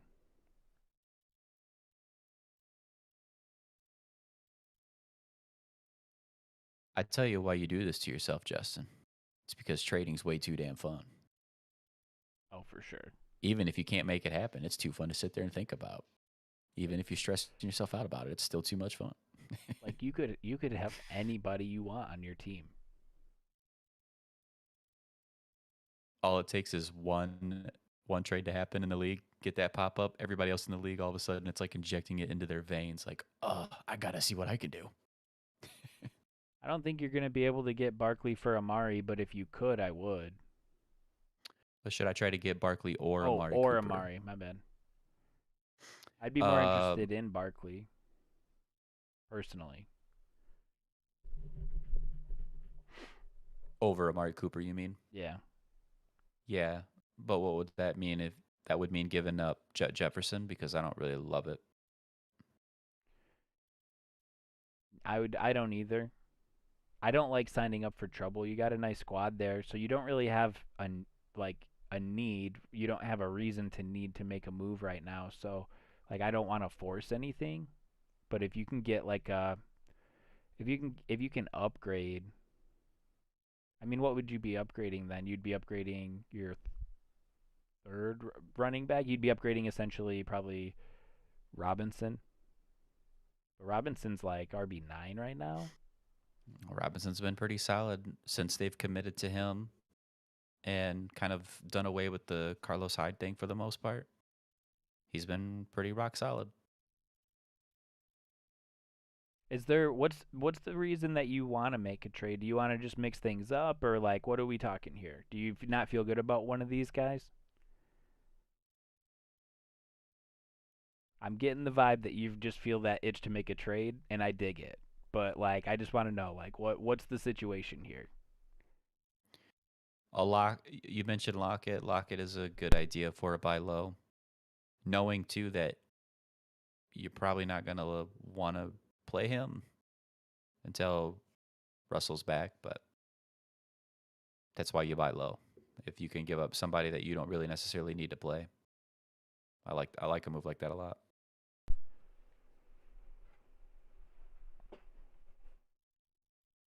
Would you do Javonte Williams for Tyler Lockett, Dub?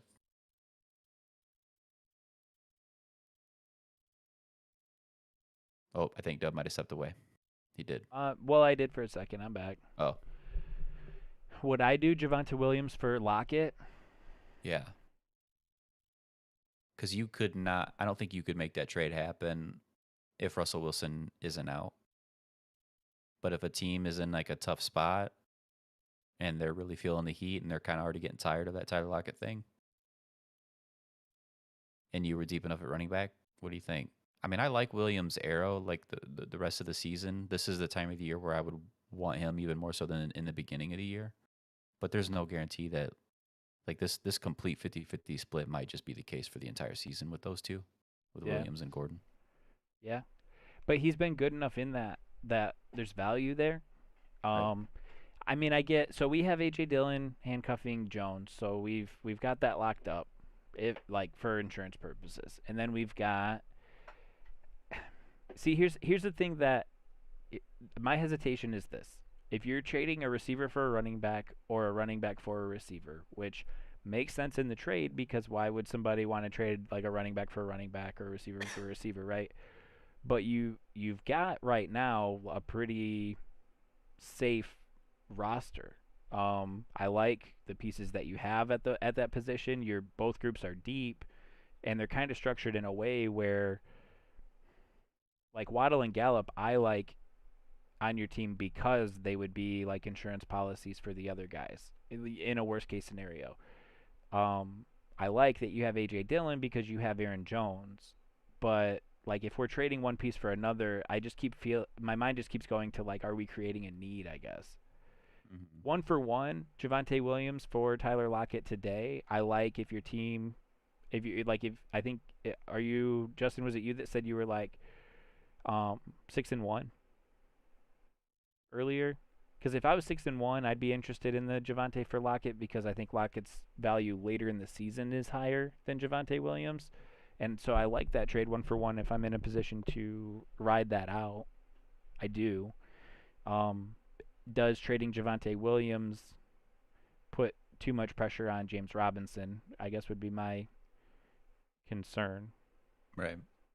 If you're trading one of those guys, then that whatever that position is, you just made yourself pretty thin in there. And we're just kind of we just knocked out 6 big teams for bye weeks. So I mean, a good portion of it's already kind of behind us, really. But like, we do still have some bye weeks to manage, where like your third running back or fourth receiver might end up being important.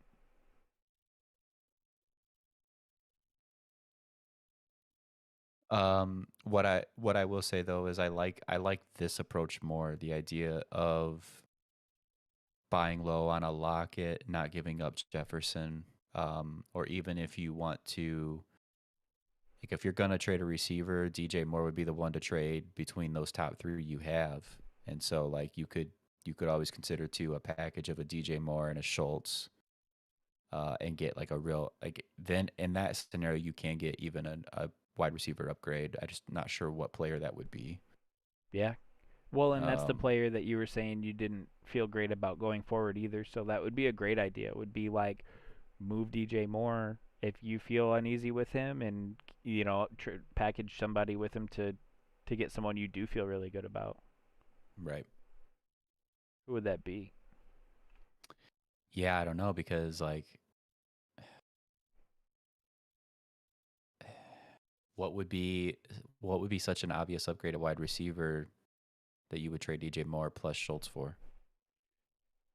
I mean, a couple guys that maybe their owners feel the same way about right now, but maybe you personally have more interest in. These guys have scored a few more points than DJ Moore so far. Marquise Brown and Deebo Samuel, their owners might be thinking that they're selling high. And I still think I like DJ Moore. I think he's safer than those other 2 guys personally, but I understand how it feels to have a guy on your team that you are unsure about too. So like, those are potential options. I mean, if I was getting greedy and the guy that has like, highly unlikely, okay, but like we gotta test the market here. I think I know who you're gonna say. Well, if somebody thinks they got lucky with Jamar Chase, yeah, and he's out there, and the guy that has him either fell into him, right? Because his draft stock was terrible coming into the year with all the drops in the preseason. Maybe the person that has him doesn't know what they've got, or they think that they just caught lightning in a bottle for 6 weeks and they want to get everything they can for him. Like, if I could do DJ Moore and Schultz for Jamar Chase today, I would be pumped. I'd be bragging about it in my league chat. Like, and I think it's possible, but I do think it's unlikely.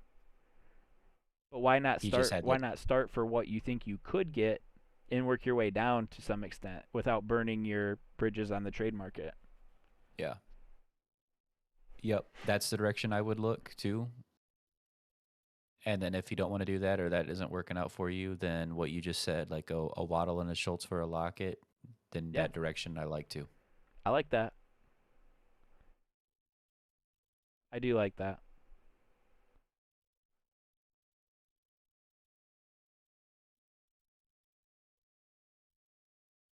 Who's your quarterback? Because the rest of your team looks pretty good. And I'm wondering how you end up at 4-3. Justin Fields.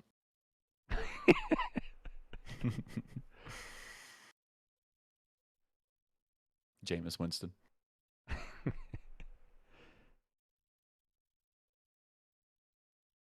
It's a 2-quarterback 20-team league. Oh, you couldn't even do quarterbacks. Took quarterbacks in the 16th round. that. Took me a second for the math to catch up. You'd have guys out there that didn't even have 2 quarterbacks.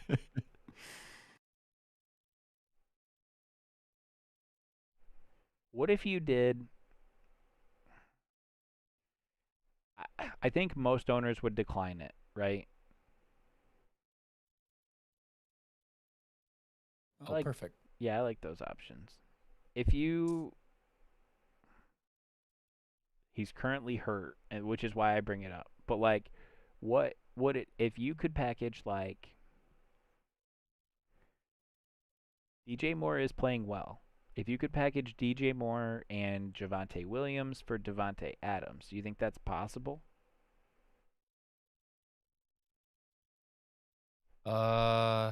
Probably not. Okay. It's not a 100% no, even though that maybe it is for some people. There's still people that like have not watched DJ Moore play football, that know it's Sam Darnold, and they just don't want any part of it, and they would laugh at you for even thinking that you could maybe do that. But I don't think it's ridiculous to package him just because of Williams, the running back position, and his potential upside the rest of the year. I don't think it's crazy, but I still don't think that you could get that kind of deal done. That's fair. Jefferson has more name value now, and I would still be interested in that. Yeah. But DJ Moore's been scoring, so and that's the guy we want Yeah. to move. So I was kind of wondering. I think that's fair. Now, if Deshaun Watson gets traded to Carolina tomorrow, now you might be able to. Yeah, if Deshaun Watson gets traded to Carolina, DJ Moore's top notch, right?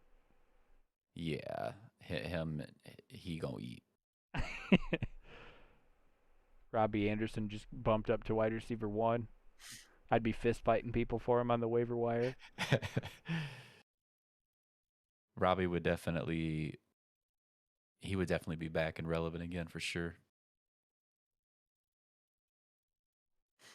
There's only room for one alpha on that team. Watson on the field with CMC would be awkward because Watson, it doesn't really check down like that. Nah, they'll just start putting him in the slot or something. You're CMC's probably going to be right. coming to the bench and be like, "Coach, he just won't throw me the ball." Be like, "I know, it's a real problem. Look, can you split out wide, do you think?" They would too. I feel like the suspense is killing me a little bit. It's get close to the time where I'm ready to call the stream, but want to know if Justin's making this deal happen. Yeah, he said he wants Jefferson, but who is he? Is this the Najee owner?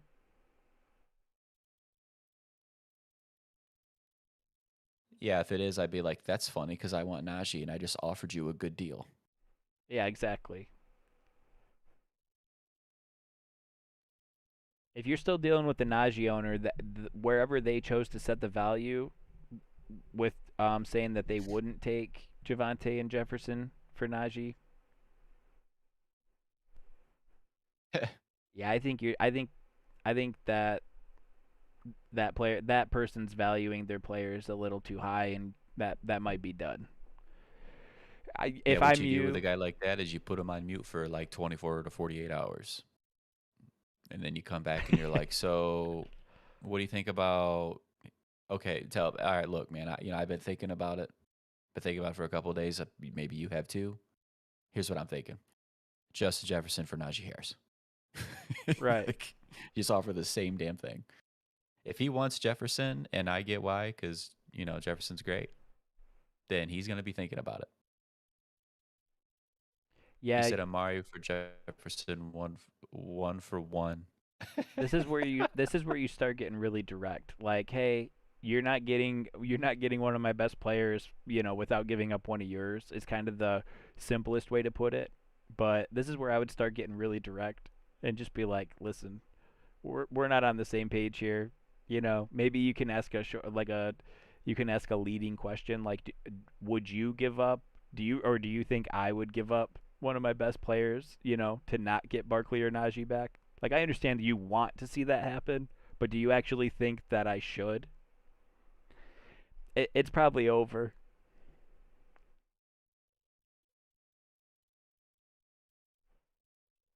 Listen, I want Justin Jefferson. No, I don't want to trade those guys for him, though.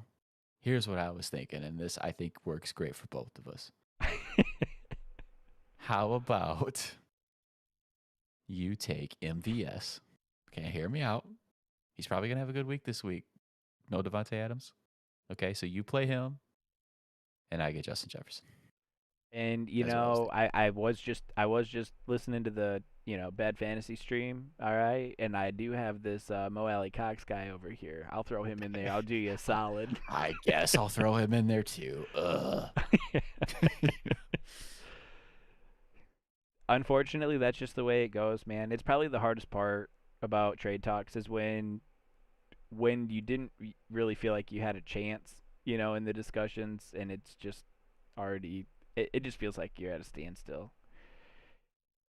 Things will change. The best part is in 2 weeks, that owner, like, okay, so say Barkley doesn't come back, right? And then all of a sudden, like, now we want to give up Barkley for Jefferson, and we're happy to do it. And that's when you say, excuse me, sir or ma'am, if you could just kindly go fuck yourself, because you had that chance 2 weeks ago, and we out of here, right? Like, it's over. I see you've caught yourself a couple L's since last time we've chalked trades. It's funny. I've been on a heater. Yeah, and Gotta it keep happens it. like that. Barkley, that's way too high a value for Barkley because he started the year slow, and he has a lot of upside still, but he started the year slow. He's hurt again. They don't know if he's going to play this week for sure. Like, there's just no reason to be sitting on that. And then also, I don't know. Yeah. What's this person's Yeah. record? I mean, look, Amari Cooper, I'm a big fan of Amari Cooper's game. Big fan. But Jefferson's just, he's different than almost everyone in the league. The dude outperformed, let's put it this way. The dude outperformed Amari Cooper in his rookie season.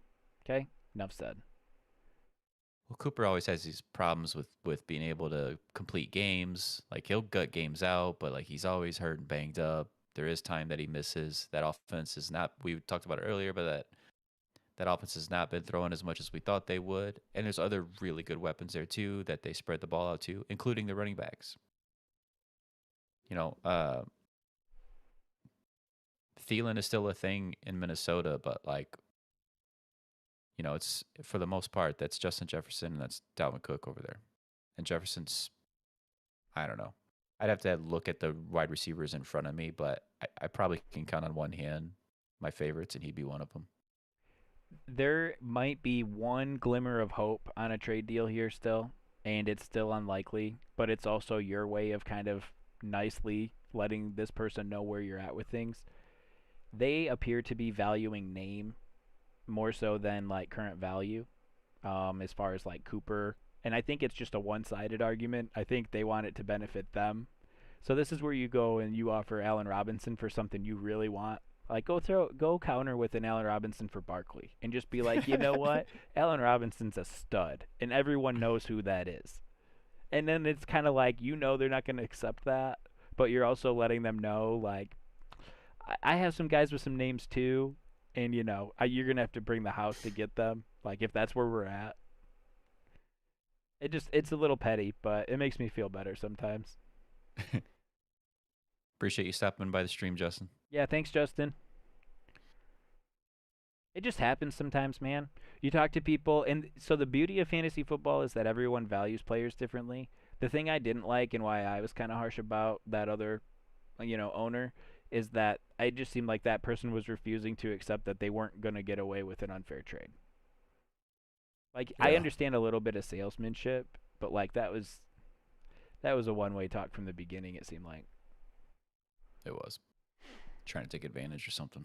Yeah, you throw the offers out there because like you want to see, right? That's why I said like start with Jamar Chase maybe, because you want to see what you could get. But like you don't push it too hard after that. It's like, all right, I knew I was reaching a little bit. I get it. Mhm.